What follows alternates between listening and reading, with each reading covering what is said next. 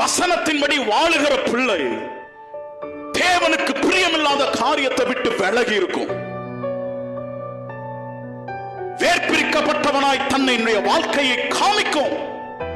தன்னுடைய பேச்சுல, தன்னுடைய சுபாவத்துல, தன்னுடைய நடக்கையில, தங்களுடைய அலங்கரிப்புல நான் வேர்பிரிக்கப்பட்டவன் என்று சாட்சியுள்ள வாழ்க்கையை காண்பிப்பார்கள்.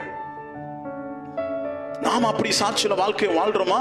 இன்றைக்கு தான் உலகத்திற்கும் சபைக்கும் சம்பந்தம் இல்லாதது போல ரத்த சதையுமால இருக்குது. சர்ச்சைக்கு வந்தா அந்நிய பாஷை, வெளியே போனா அது வேற பாஷை. சாட்சி இல்லாத வாழ்க்கை, சாட்சியற்ற வாழ்க்கை.